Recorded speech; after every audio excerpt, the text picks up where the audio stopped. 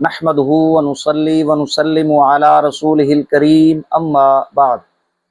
सामीन व नाज़रीन, जैसा कि आप हजरात को मालूम है, अल्लाह के फजल व करम आका अलैहिस्सलाम की निगाह इनायत से जनाब मौलवी साजिद खान साहब कोडू टेडी बकरी की वीडियोस के जवाब में हमारी वीडियोस का सिलसिला जारी व सारी है। हमारी आज की ये वीडियो भी मौलवी साजिद खान साहब कोडू टेडी बकरी की एक वीडियो के जवाब में है। मौलवी साजिद खान साहब कोडू टेडी बकरी की एक वीडियो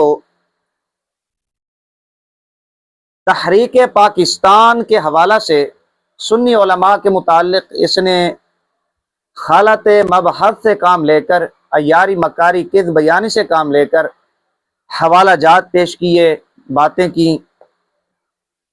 18-20 मिनट पर यह वीडियो मुश्तमिल है कोडू साहब की। ज़रूरी समझा कि कोडू साहब के अकाबरीन की कुतुब से आईना दिखला दिया जाए। सामीन व नाज़रीन, मौलवी साजिद खान साहब कोडू टेडी बकरी की अब ये आदत बन चुकी है कि जब तक ये हमसे लतरेशन ना करवा ले इसको सुकून नहीं मिलता। ये घूम फिर कर अपनी दुम फिर हमारे आगे करता है कि अब इस पर आप लितर मारें। तो फिर फकीर हाजिर है, हमने कौन सा इनकार किया है कोडू साहब को।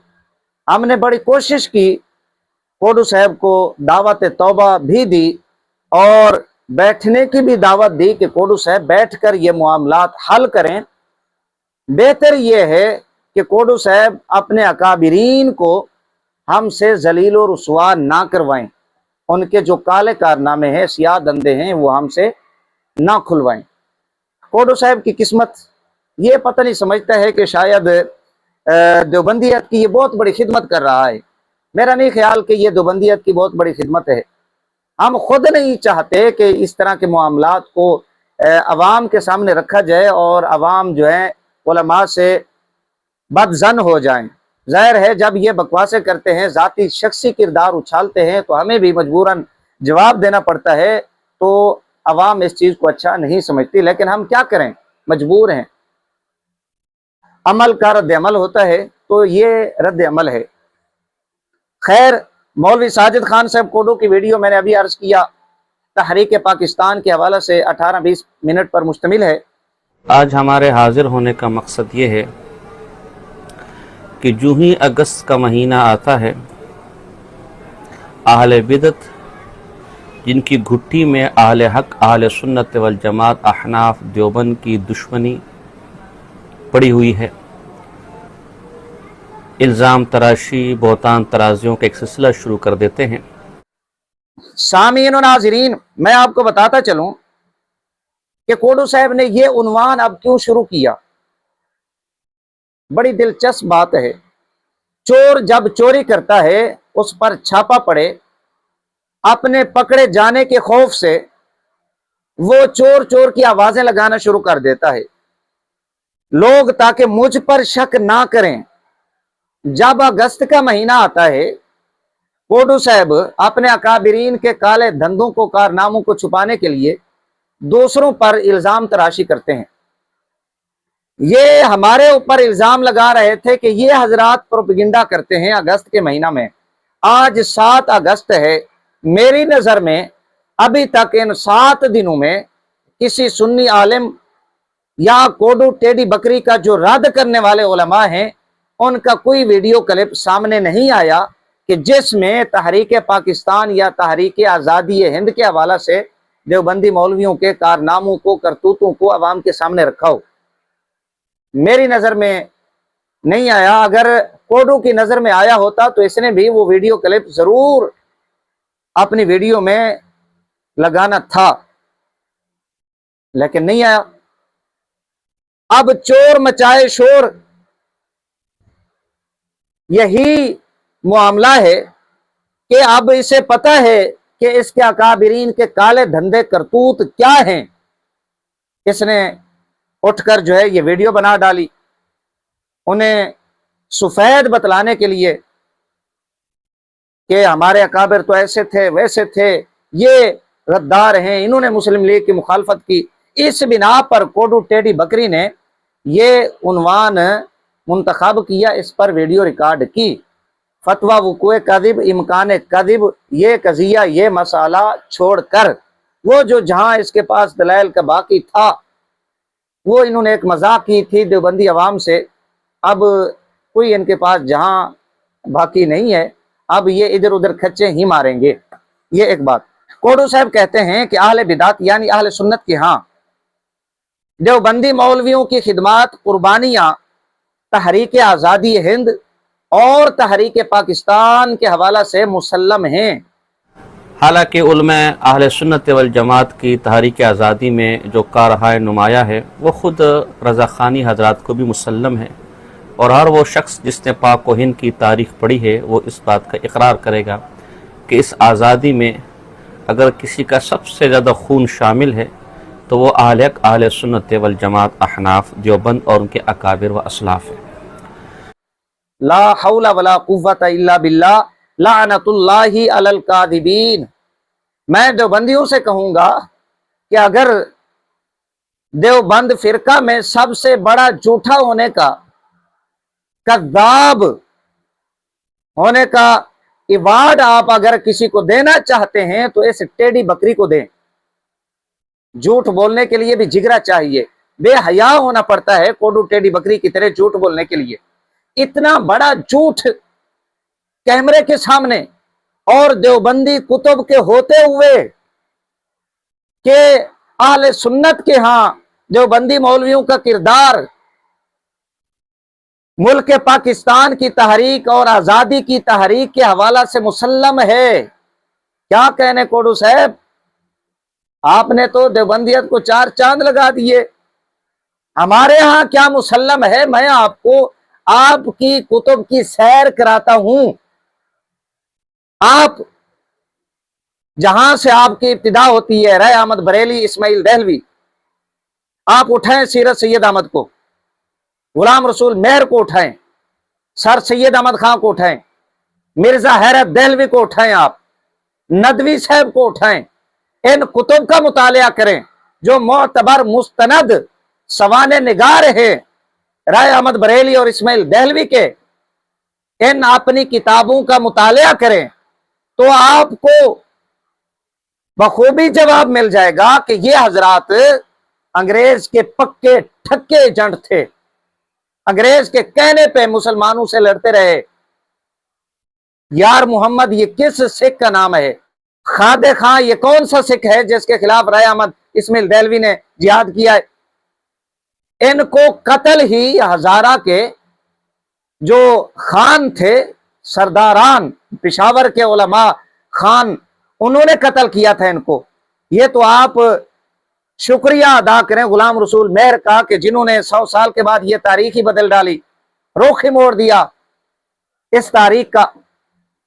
کوڈو صاحب ابھی یہ کتابیں ملتی ہیں آسانی کے ساتھ بازار سے، آپ کے پاس ہوں گی، آپ خاک مطالعہ کرتے ہیں تو یہ میں نے اشارہ کر دیا ہے آپ کو، حوالہ جات ابھی پڑھ کے نہیں سنائے۔ یہ آپ کی ابتدا ہے انگریز کا ایجنٹ رائے احمد بریلی، اسماعیل دہلوی، عبدالحی بڈانوی۔ اس کے بعد ذرا اب آ جائیں تحریک آزادی ہند 1857، رشید گنگوئی کا کردار اٹھائیں، قاسم نانوتوی کا کردار اٹھائیں۔ یہ حضرات اپنی سرکار کی حمایت میں لڑتے رہے۔ آپ نے تذکرۃ الرشید نہیں پڑھی ہوئی؟ مولوی عاشق علی میرٹی صاحب، گکھڑوی صاحب کہتے یہ بھی انگریز کا پکا ٹھکا ایجنٹ تھا۔ گنگوئی صاحب آپ کا کہتا ہے میں حقیقت میں اپنی سرکار کا مخالف نہیں ہوں۔ آپ کا ابا، آپ کا بانی یہ کہتا ہے میں تو مخالف نہیں ہوں۔ آپ کہتے ہیں وہ انگریز کے مخالف تھے۔ یار کیوں تم اپنے اکابرین کی روحوں کو تڑپاتے ہو؟ ان کی ہڈیاں پہلے ہی گل سڑ چکی ہیں، مر کر مٹی میں مل گئے، کم از کم ان کی روحوں کو تو نہ تڑپاؤ جھوٹ بول کر۔ یہ تذکرۃ الرشید سوانح قاسمی کے اندر یہ بھی میں نے اشارہ کر دیا ہے، ابھی اقتباسات عبارات آپ کو پڑھ کے نہیں سنائی، آپ کو آپ کی کتابوں کی سیر کرا رہا ہوں۔ اس کے بعد مولوی اشرف علی تھانوی صاحب کا کردار اٹھا کے دیکھ لیں۔ 600 روپیہ ماہانہ انگریز سے وظیفہ لینا، یہ بھی کسی سے ڈھکی چھپی بات نہیں ہے۔ آپ کو ایک مزے کی بات بتاتا چلوں، مجھے ہنسی آ رہی ہے اس بات پر۔ یہ کتاب ہے معماران پاکستان، منشی عبد الرحمن خان صاحب، مولوی اشرف علی تھانوی صاحب کے سوانح نگاروں میں ان کا شمار ہوتا ہے۔ سیرت اشرف انہوں نے کتاب لکھی ہے۔ اس کے اندر مولوی شبیر عثمانی صاحب کا انہوں نے ذکر کیا۔ میں آپ کو تھانوی صاحب کا کردار بتا رہا ہوں کہ تھانوی صاحب کی بات کتنی وقعت رکھتی ہے، کتنی اہمیت رکھتی ہے ان کے دھرم میں، اور اسی موضوع کے متعلق ہے۔ شبیر عثمانی صاحب کا ذکر کرتے ہوئے یہ کہتے ہیں کہ تھانوی صاحب نے حضرت عثمانی کی شان میں یہ جملے کہے تھے، اور پھر کہتے ہیں کہ تھانوی صاحب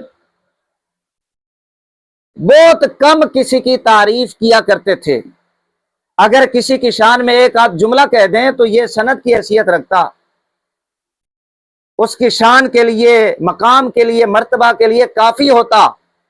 اس میں مطلب مفہوم بیان کر رہا ہوں۔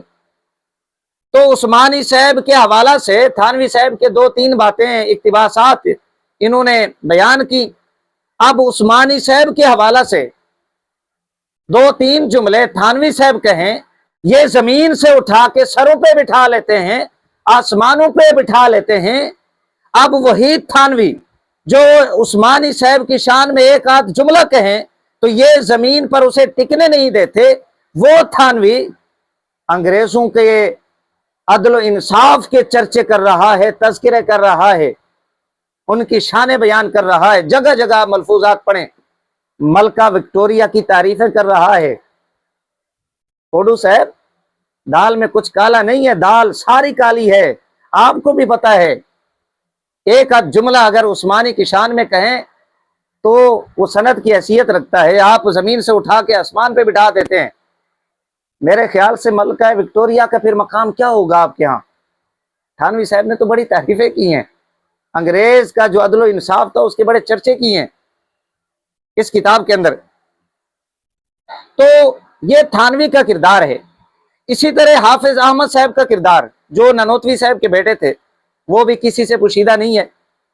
آپ تاریخ دارالعلوم دیوبند اٹھا کے دیکھیں، کیسے انگریز کے وفود وہاں پر آیا کرتے تھے مدرسہ دیوبند میں۔ افادات و ملفوظات مولوی عبید اللہ سندھی، آپ یہ اٹھا کر دیکھیں، انگریز نوازی کے متعدد حوالہ جات آپ کو مل جائیں گے۔ یہ ان کے گھر کا بھیدی ہے اور ان کا ستایا ہوا ہے۔ یہ بیچارہ نیا نیا دیوبندی بنا تھا، ہندو سکھ مذہب چھوڑ کر اس نے دیوبندیت اختیار کی اور انگریز کا مخالف ہوا، لیکن اسے پتہ نہیں تھا کہ میں جس مدرسہ دیوبند میں رہ رہا ہوں، یہ مدرسہ دیوبند حقیقت میں انگریز سرکار چلا رہی ہے۔ اس نے پھر ساری انگریز نوازی دیوبندی مولویوں کی بیان کر دی۔ ان کا مرتضی چاند پوری، کوڈو صاحب جن کے آپ ثانی بنے ہوئے ہیں، ثانی چاند پوری کہلوانا پسند کرتے ہیں، شوق رکھتے ہیں، یہ انگریز کا پکا مخبر تھا۔ مخبریاں کی ہیں اس نے۔ مولوی اشرف علی تھانوی صاحب کا بھائی، اس کا کردار آپ کی کتابوں میں نہیں ہے، یہ صرف آپ کو سیر کرا رہا ہوں آپ کی کتب کی، کہ ان کو پڑھیں اور آپ اپنے اکابرین کے کالے دھندے ملاحظہ فرمائیں، کیوں جھوٹ بولتے ہیں۔ انشاءاللہ العزیز فقیر آپ کے یہ جھوٹ نہیں چلنے دے گا، یا آپ یہ جھوٹ نہ بولیں یا آپ اپنی ان کتابوں کو دریا میں پھینک دیں، آگ میں جلا دیں، تب ہی آپ کی جان چھوٹ سکتی ہے، وگرنہ نہیں چھوٹ سکتی آپ کی جان۔ آپ یہ جھوٹ نہیں بول سکتے، ہم آپ کے جھوٹ نہیں چلنے دیں گے۔ یہ ہمارے ہاں آپ کے اکابرین کا مقام، مرتبہ جو آپ کی کتب میں بیان کیا گیا، ظاہر ہے ہم اتنے خائن نہیں ہیں آپ کی طرح کہ آپ کی کتابوں میں لکھا کچھ ہو، آپ کی کتابیں تو یہ کہیں کہ یہ حضرات انگریز کے ایجنٹ تھے، ان کے کہنے پر مسلمانوں سے لڑتے رہے، اور ہم یہ کہیں کہ نہیں جی یہ تو انگریز کے مخالف تھے۔ ہم ایسا نہیں کر سکتے۔ آپ میں اگر شرم اور حیا نہیں ہے تو پھر آپ کہتے رہیں، अपने अकाबिरीन की रूह को आप तड़पाते रहें। अजीजुर रहमान हबीबुर रहमान उस्मानी ये हाफिज अहमद ग्रुप से ताल्लुक़ रखते हैं। इन्होंने बड़े बड़े मनासिब अंग्रेज से हासिल किए, खिताबात अलकाबात हासिल किए, मफाद इन्होंने उठाए। ये भी आपकी कुतुब के अंदर मौजूद है। कोडू साहब, मैं इशारा कर रहा हूं, ये वो आपका मकाम है जो हमारे यहाँ मुसल्लम है आपके अकाबिरीन का। तीसरे नंबर पे कोडू साहब कहते हैं सुन्नी उलमा देवबंदियों को तहरीक पाकिस्तान, तहरीक आज़ादी हिंद का मुखालिफ बतलाते हैं और कांग्रेसी कहते हैं, ये ताना देते हैं और ये तासुर देते हैं कि उलमा देवबंद तहरीक आज़ादी और पाकिस्तान बनने के सख्त मुखालिफ थे, कांग्रेसी थे। मैं कोडू साहब का रिकॉर्ड दुरुस्त करते चलूं, हम इनको अपनी तरफ से कांग्रेसी नहीं कहते, अपनी तरफ से तहरीक पाकिस्तान का मुखालिफ नहीं बतलाते, अपनी तरफ से इनको तहरीक आज़ादी हिंद का मुखालिफ नहीं बतलाते। ये मेरे पास किताब है कैद आज़म का मजहब और अकीदा। कोडू साहब बड़े हवाले हैं, मैं आपको तंबीह कर रहा हूं, बहुत पछताएंगे आप इस मौजू का इंतखाब करके। ये गलती आपने कर ली है, हमारे तो ज़हन में भी नहीं था ये मवाद, ये मामलात, ये मसाइल, ये हवालाजात अवाम की खिदमत में पेश करें। आपने खुद इंतखाब किया है। मैं आपको बताता चलूँ अल्हम्दुलिल्लाह इतने हवालाजात है मेरे पास, ये टेढ़ी बकरी उन हवालाजात में छुप जाए ये नजर ही नहीं आएगी, ये गुम हो जाएगी टेढ़ी बकरी। अल्हम्दुलिल्लाह सन 2013 के अंदर फकीर जब दौरा हदीस शरीफ कर रहा था जामिया निजामिया रिजविया में, तंजीमुल मदारिस का मकाला इसी उन्वान पर था, तहरीक आज़ादी हिंद और तहरीक पाकिस्तान, देवबंदी मौलवियों का किरदार। कोडू साहब बहुत पछताएंगे इस मौजू का, इस उन्वान का इंतखाब करके। मैं आपको बताता हूं कि आपको कांग्रेस मुल्क पाकिस्तान की तहरीक और तहरीक आज़ादी का मुखालिफ हम अपनी जानिब से नहीं कहते, आपकी किताबों में लिखा हुआ है। मुंशी अब्दुर्रहमान खान थानवी साहब के सवाने नगार, इनका भी इनकार कर दें, मैं फिर बताऊंगा आपको। सफ़ा नंबर 201 है सब्र आज़मा हालात। इन दोनों किताबों के अंदर इस बंदे ने देवबंदी मौलवियों को कांग्रेसी लिखा, गांधवी करार दिया। गांधवी, हम तो आपको गांधवी शायद नहीं कहते, हम आपको कांग्रेसी कहते हैं। ये हमसे 2 हाथ नहीं 4 हाथ आगे है। गांधवी लिखा हुसैन टांडवी को, अबुल कलाम आज़ाद को, हिफ्ज़ुर रहमान साहब को। मुस्लिम तंजीमें यानी मजलिस एहरार, जमीयतुल उलमा हिंद, मुसलमान वगैरह सब हिंदू कांग्रेस के मुईन व मुआविन थे और राम राजिया की हामी कांग्रेस की हाँ में हाँ मिला रहे थे। और मुस्लिम लीग अभी तक एक बेजान जमात थी। सफ़ा नंबर 201 और इस तरह के कई हवालाजात इस किताब के अंदर यही थानवी का सवाने निगार मुंशी अब्दुर्रहमान खान लिखता है कि ये कांग्रेसी हैं। देवबंदी मौलवी अबुल कलाम आज़ाद, हिफ्ज़ुर रहमान, हुसैन अहमद टांडवी, हबीबुर रहमान, अजीजुर रहमान, ये हजरात कांग्रेस से वाबस्ता थे। आप हमें कहते हैं कि आप ताना देते हो, ना बाबा हम आपको ताना नहीं देते, आपकी किताबों में लिखा हुआ है। हमारा कसूर इतना है हम आपको पढ़ के सुनाते हैं। ये किताब है सफ़ा नंबर 201, यहां पर गांधवी भी लिखा गया, पहले मैंने आपको बता दिया है, लिहाजा ये आप हम पर इल्जाम नहीं लगा सकते। हम आपको दुरुस्त कहते हैं आपकी किताबों की रोशनी में। और भी हवाला जाते हैं इस उन्वान पर, इस मौजू पर। इसी तरह मौलवी साजिद खान साहब कोडू यह कहते हैं हमारे यहाँ सियासी मसला था, तकसीम हिंद मजहबी शरई मसला नहीं था। रही ये बात तकसीम की, तो हमारे यहाँ तकसीम कोई एतकादी मसला नहीं था, ये उस दौर का सियासी एक इंतज़ामी मसला था। ये एक सियासी इख्तिलाफ था, इसका मज़हब से, अक़ीदे से, एतक़ाद से कोई ताल्लुक़ नहीं था। और ये इख्तिलाफ भी पाकिस्तान बनने से पहले था। चुनांचे पाकिस्तान बनने के बाद امیر شریعت حضرت سید عطا اللہ شاہ بخاری صاحب رحمۃ اللہ تعالی کا مقولہ مشہور بین القوم ہے کہ مسجد بنانے سے پہلے تو اختلاف کیا جا سکتا ہے کہ آیا وہ بنے یا نہ، لیکن جب مسجد بن گئی تو اب سب پر اس کا احترام، ادب، حفاظت ضروری ہے۔ پاکستان بننے سے پہلے اختلاف ہو سکتا تھا کہ آیا بنے نہ بنے، اب جب یہ بن گئی تو اس کی سرزمین ہمارے لیے مسجد کی مثل مقدس اور پاک ہے۔ سمجھ نہیں آتی کہ اس جہل نمونے، اس ٹیڑھی بکری پھکڑ باز کی عقل پتہ نہیں کہاں چلی جاتی ہے۔ ایک طرف یہ کہتا ہے کہ یہ مذہبی معاملہ نہیں تھا، سیاسی مسئلہ تھا، عقیدہ اسلام شریعت کے ساتھ اس کا تعلق نہیں تھا۔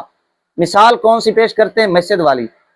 بندہ اس جہل نمونے پھکڑ باز کوڈو ٹیڑھی بکری سے پوچھے کہ کیا یہ مسجد کی تعمیر سیاسی معاملہ ہے؟ میں نے اشارہ کر دیا ہے، تبصرہ اور بھی کر سکتا ہوں۔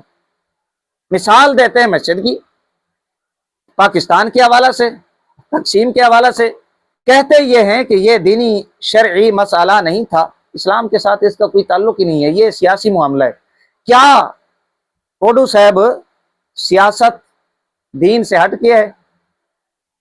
میں نے اشارہ کر دیا ہے، میں اس پر مزید گفتگو نہیں کر رہا۔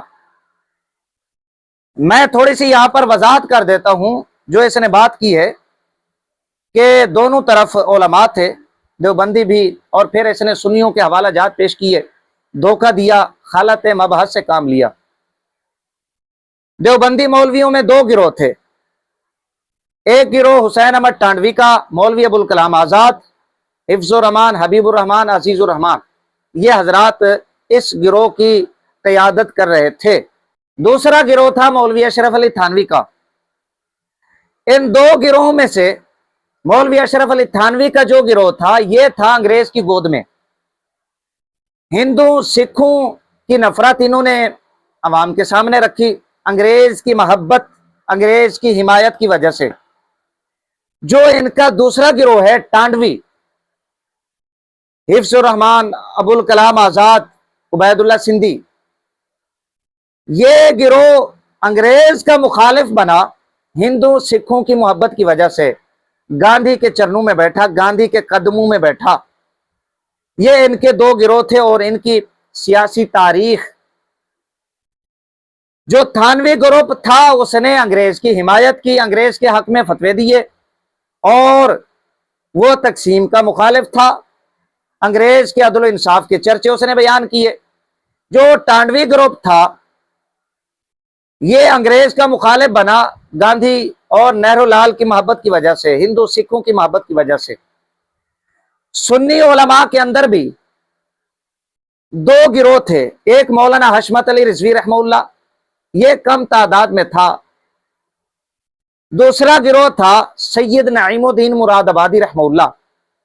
یہ تحریک پاکستان مسلم لیگ کی حمایت کر رہے تھے، ایک الگ ملک حاصل کرنا چاہتے تھے، اور اللہ کے فضل و کرم سے انہوں نے حاصل کیا ملک پاکستان، جن میں مولانا عمر نعیمی رحمہ اللہ، مفتی احمد یار خان صاحب نعیمی رحمہ اللہ، مفتی محمد حسین نعیمی رحمہ اللہ، اور مولانا عبدالستار خان صاحب نیازی رحمہ اللہ، مولانا شاہ احمد نورانی صدیقی رحمہ اللہ۔ یہ دو وہ حضرات ہیں جن کے بارے میں محمد علی جناح نے کہا تھا کہ اگر کسی بندے کے پاس نیازی اور نورانی جیسے بندے ہوں تو کامیابی اس کے قدم چومتی ہے، کوئی اسے ناکام نہیں کر سکتا۔ تو یہ سنی حضرات، سنی علماء، سید جماعت علی شاہ صاحب رحمہ اللہ، پیر آف زکوری شریف، پیر آف ماکی شریف، یہ حضرات ملک پاکستان کی تحریک کے حامی اور علم بردار تھے، اور مسلم لیگ کے لیڈروں میں ان کا شمار ہوتا تھا۔ جو پہلا گروہ ہے مولانا حشمت علی رضوی رحمہ اللہ کا، یہ مخالف تھا مسلم لیگ کا۔ کیوں؟ مسلم لیگ کے اندر کچھ بد مذہب بھی شامل ہو گئے تھے، شبیر عثمانی، یہ کوڈو صاحب خود بیان کر رہے تھے۔ تو اب یہ اختلاف ایک شرعی مسئلہ کی بنا پر تھا، اب یہ اختلاف درست تھا ان کا، اور پھر بعد میں صلح بھی ہو گئی، یہ اختلاف ختم بھی ہو گیا۔ اب اسے بیان کرنا، خالت مبحث سے کام لے کر आपने देवबंदी मौलवियों के कारनामों को, करतूतों को छुपाना, इनकी आड़ में ये कहाँ का इंसाफ है।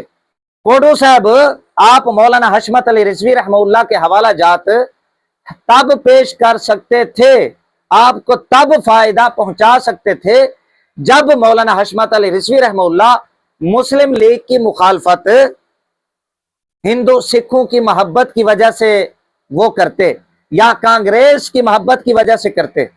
आप साबित करें कि मौलाना हशमत अली रिजवी रहमतुल्लाह ये कांग्रेसी थे, साबित करें हिंदू सिखों की वजह से इन्होंने मुस्लिम लीग की मुखालफत की।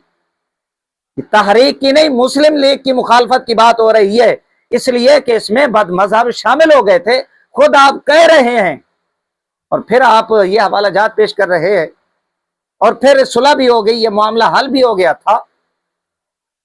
ये आपको फायदा देने वाले नहीं है कोडू साहब। मौलवी कोडू साहब ने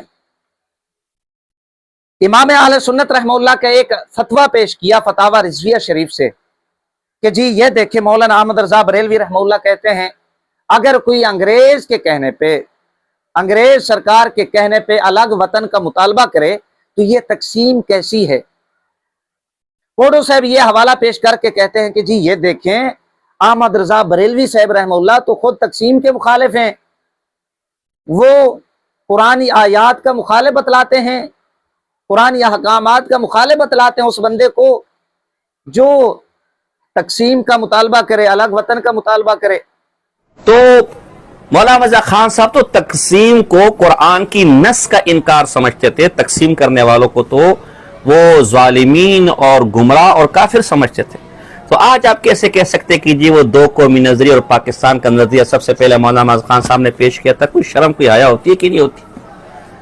इस तरह आप इस फतवे से अंदाजा लगा ले कि अहमद रजा खान साहब के दिल में पाकिस्तान का और अलग खित्ते का किस कदर बोझ था। यहां पर कोडू साहब ने दो नंबरी क्या की, इस बद अकले को भी, बद फहमे को भी नहीं पता कि इसने कितना बड़ा बलंडर मारा। अपनी बात की खुद इसने जो है तरदीद कर दी। खुद ये कह रहा है, इमाम अहले सुन्नत रहमतुल्लाह से सवाल हुआ कि अगर कोई शख्स अंग्रेज हुकूमत के कहने पर अलग वतन का मुतालबा करे, अंग्रेज के कहने पर, ये खुद अल्फाज अपनी जुबान से अदा कर रहा है। उनसे सवाल हुआ कि अगर मुसलमान अपने लिए एक अलग खित्ते का मुतालबा कर लें और तकसीम अंग्रेज के कहने पर तकसीम कर लें तो आपकी क्या राय। ये मेरे आला हजरत सरकार रहमुल्लाह की करामत है।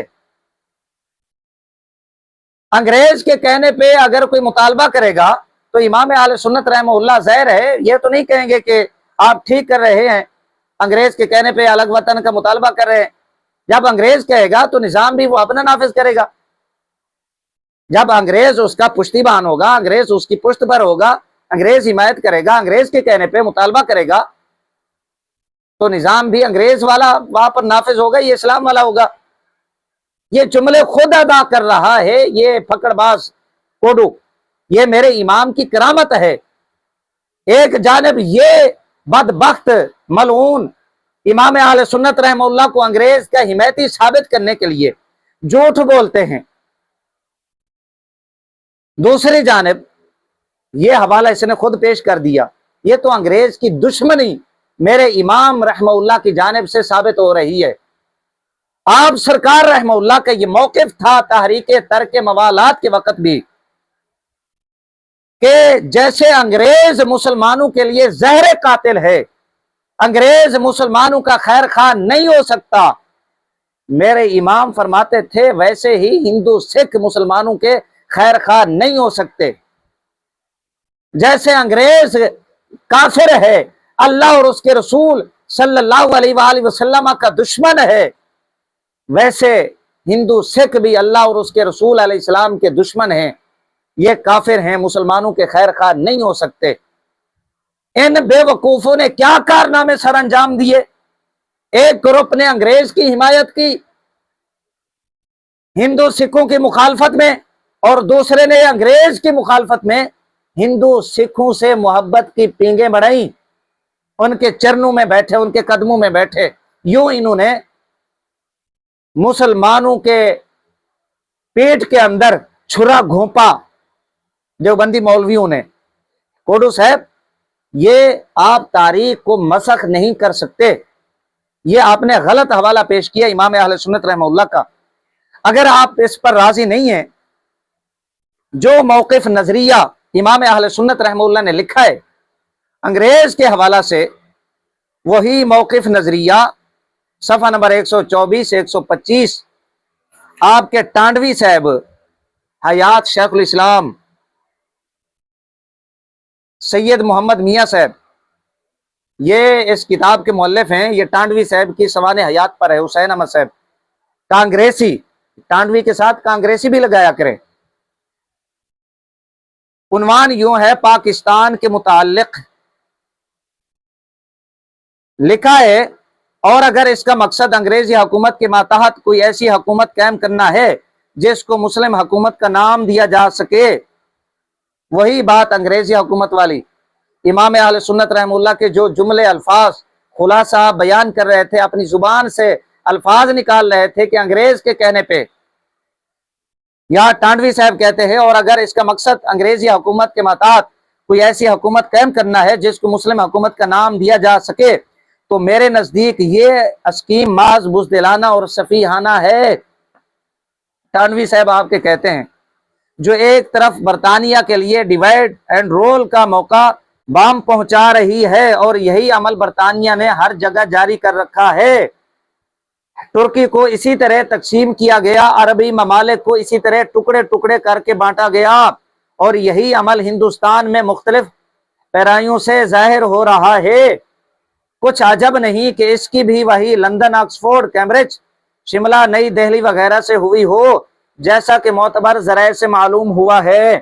صفحہ نمبر 124 125 جو فتویٰ، جو نظریہ امام اہل سنت رحمہ اللہ نے دیا ہے کہ انگریز کے کہنے پہ اگر کوئی تقسیم کا مطالبہ کرتا ہے، الگ وطن کا مطالبہ کرتا ہے، تو انگریز نے وہاں پر اسلامی نظام نافذ نہیں کرنے دینا، میرے امام نے شریعت کو سامنے رکھ کے وہ بات لکھی، جبکہ آپ کے ٹانڈوی نے گاندھی اور نہرو لال کی محبت میں، ہندو سکھوں کی محبت میں یہ موقف یہاں پر پیش کیا۔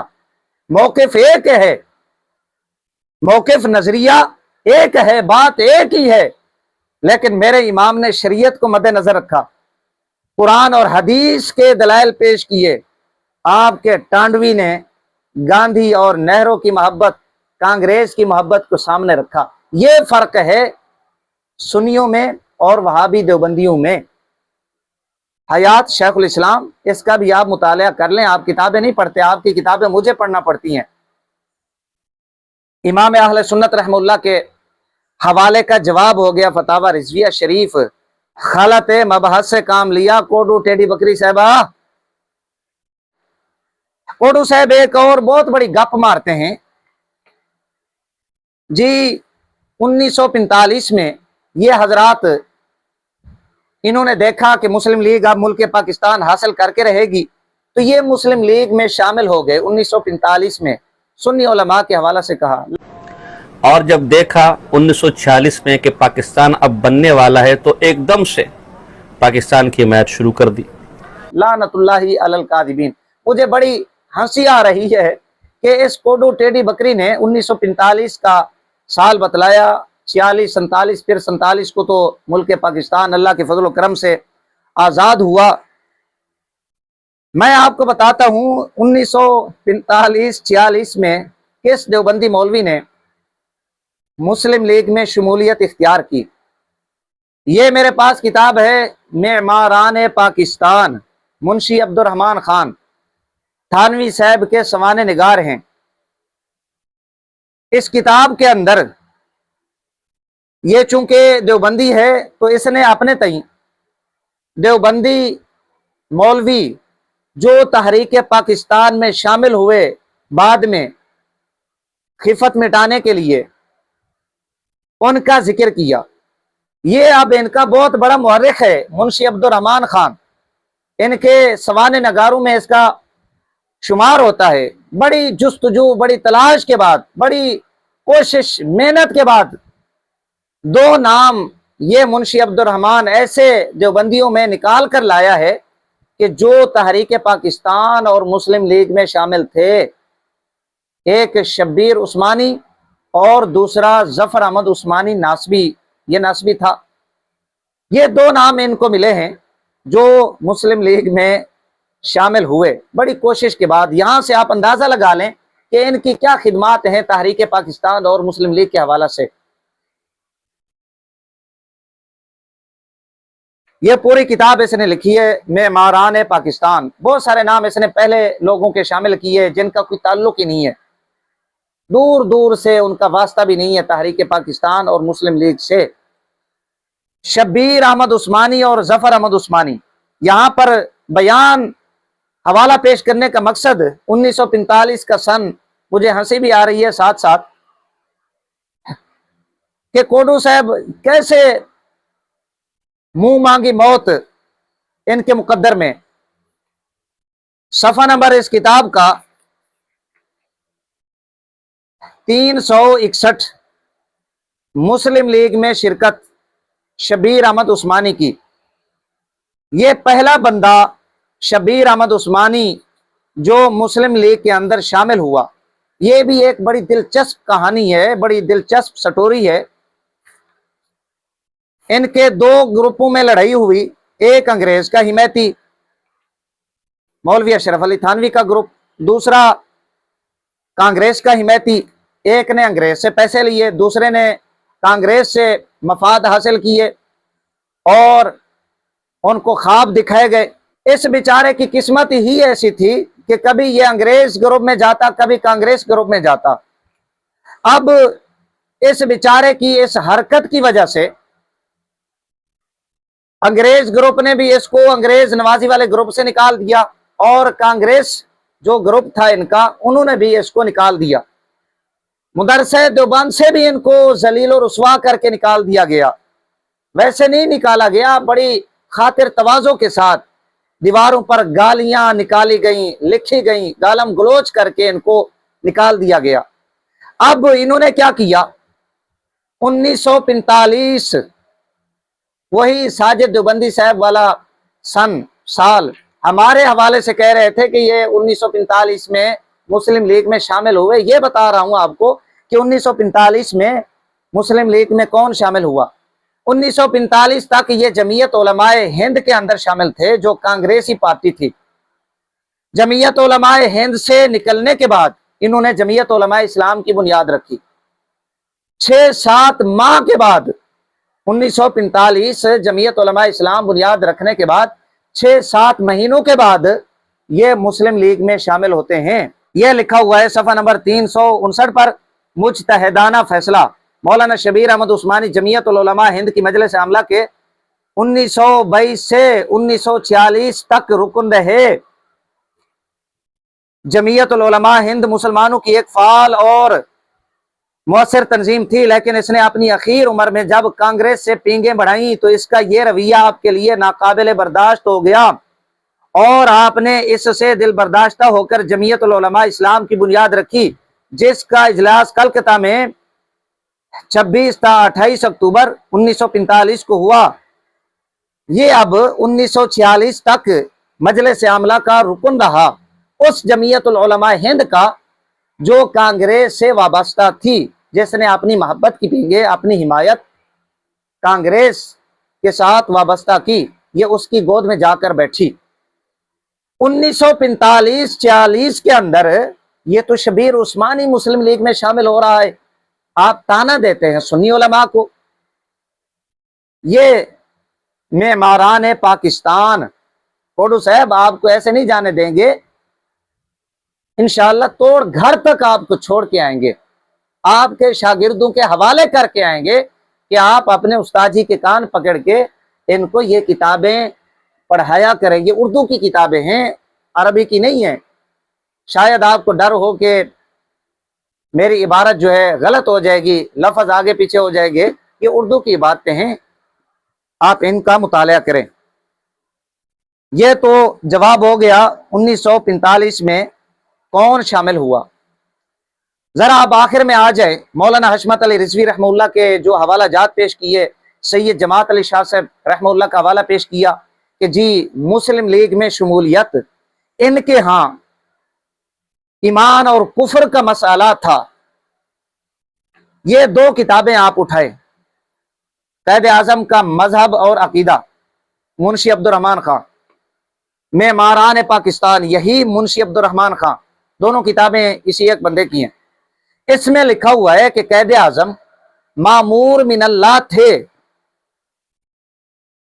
मामूर मिनल्लाह, कैद आजम को ताईद इज़्ज़ती हासिल थी। अब जो बंदा मामूर मिनल्लाह हो, जिसको अल्लाह की ताईद हासिल हो, अब उसकी मुखालफत करना, आप क्या समझते हैं, यह कुफर और ईमान का मसला है या नहीं?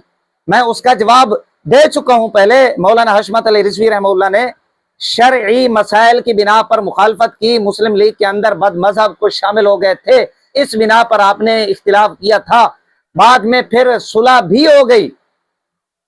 इधर मामूर मिनल्लाह कैद आजम को बताया जा रहा है और तईद इलाही हासिल थी कैद आजम को। ये तो सिर्फ इस एक बंदे के हवाला जात मैंने पेश किए, और भी हवाला जात हैं। दूसरी जानिब यही देवबंदी फिरका कैद आजम को काफिर आजम कहता है, मुस्लिम लीग को काफिर लीग। वो अताउल्लाह शाह से बुखारी, जिनका आप नाम बड़े मजे से ले रहे थे, मुस्लिम लीग को वोट देना खिंजीर और सूर को वोट देना है। ये उठाए आप चमनिस्तान को, मौलाना मोहम्मद अली साहब की किताब, उसमें आपका मौलवी ये कहता है कि हजारों मुस्लिम लीगी लीडर गांधी और नेहरू लाल के जूते पर कुर्बान किए जा सकते हैं। ये आपका देवबंदी मौलवी है। कोडू साहब, ये बातें आप कहां छुपाएंगे यार? इतनी बड़ी धांधली कर रहे हैं, झूठ बोल रहे हैं आप, शर्माते भी नहीं है कैमरे के सामने। यहां पर लिखा हुआ है मामूर मिनल्लाह थे। इसी मामूर मिनल्लाह मोहम्मद अली जिन्ना की मुखालफत आपका टाडवी करता रहा, आपका हिफ्ज़ुर रहमान करता रहा, अबुल कलाम आजाद करता रहा। अब ये कुफर और ईमान का मामला है या नहीं? मैं हवाला पेश कर देता हूं, सफा नंबर 201 से पहले हवाला पेश किया। ये कह रहे थे कि कैद आजम को किसी ने काफिर नहीं कहा, फासिक नहीं कहा, उन पर इस तरह का कोई सख्त जुमला नहीं कहा गया। बहुतान तराजियां, सफा नंबर 188, पूरा उन्वान इस बंदे ने बांधा है। यह आपका मुअर्रिख है। आप इनकार करें, नानी के पोतड़े आपको न याद दिला दिए तो फिर कहना। मुंशी अब्दुर्रहमान खां, बार बार आपको तड़पाने के लिए नाम ले रहा हूं। बहुतान तराजियां, तहरीक पाकिस्तान के दौरान जहां कैद आजम कांग्रेस एंड को से मार्का आरई में मसरूफ थे, वहां कांग्रेसी मुसलमान इनकी राह में कांटे बिछाने, इनकी अजमत व अहमियत घटाने और आवाम को इनसे बदजन करने में मशगूल थे। वक्तन फवक्तन कैद आजम के खिलाफ ये गलत प्रोपेगेंडा किया जाता रहा।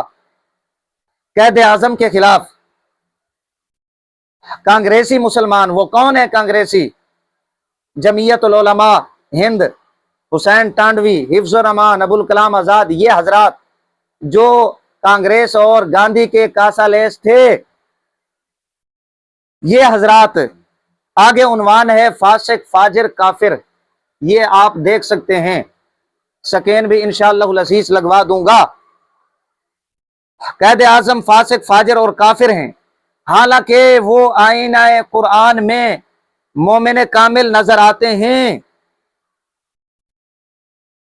जी हाँ, एक तरफ आईना कुरान में मोमिन कामिल नजर आते हैं, दूसरी जानिब आपके कांग्रेसी भाई, आपके कांग्रेसी मौलवी हजरात उन्हें फासिक फाजिर काफिर कहते हैं। मैं अब इदारों से कहता हूं कि ये हजरात इन लोगों की फिक्र को जो है मुल्क पाकिस्तान में परवान चढ़ाते हैं, दूसरों को ये दहशतगर्द कहते हैं। ये असल में इंतशारी टोला है, मुल्क पाकिस्तान का मुखालिफ फिरका ये देवबंदी फिरका है, और ये खुद इनकी अपनी किताबों के अंदर लिखा हुआ है। एक किताब नहीं, दर्जनों हवाला जात इस तरह के फकीर पेश कर सकता है। हमें कहें हवाला जात, फकीर हाजिर है पेश करने के लिए। इस किताब के अंदर मजीद आप हवाला जात सुने। सफ़ा नंबर 375। जंग पाकिस्तान का इब्तदाई दौर कायदे आजम और मुस्लिम लीग के लिए बड़ी आजमाइश का दौर था। तमाम मुक़्तदर उलमा, वो कौन, एहरारी और जमीयतुल उलमा हिंद, ये खिदमतगार कांग्रेस के पुष्ट पनाह थे। कायदे आजम काफिर आजम करार दिए जा चुके थे। यानी इन लोगों ने, जमीयत उलमा हिंद, एहरारी हजरात और ये कांग्रेसी, इन्होंने कायदे आजम को काफिर आजम करार दे दिया था। ये सफ़ा नंबर 375 पर।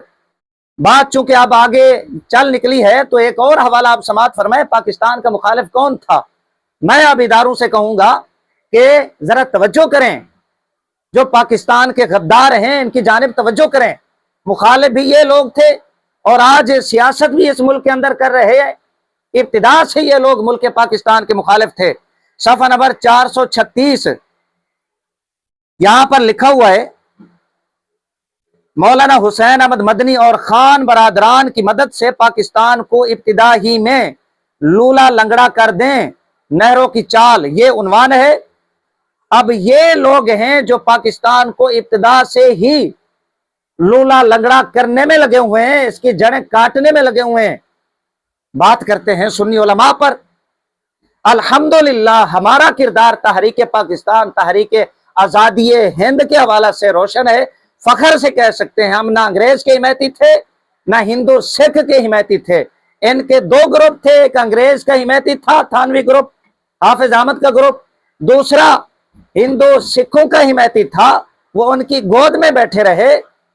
अल्हम्दुलिल्लाह अहले सुन्ना व जमात इस गिलासत से पाक हैं और ये तहरीक पाकिस्तान के मुखालिफ थे, लूला लंगड़ा करना चाहते थे।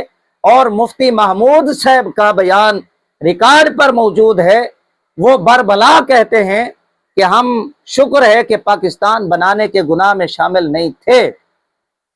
अजीब बात है, फिर उसी गुनाह में ये सियासत करते रहे। जिनका अपना किरदार ये हो, जिनकी अपनी किताबें ये कहती हों, वो बात करे, बकवासें करे, सुन्नी उलमा पर जेब नहीं देता। मैंने बड़ी कोशिश की है कि जुबान सख्त ना हो। कोडू की तरह ये हवाला जात फकीर ने पेश किए।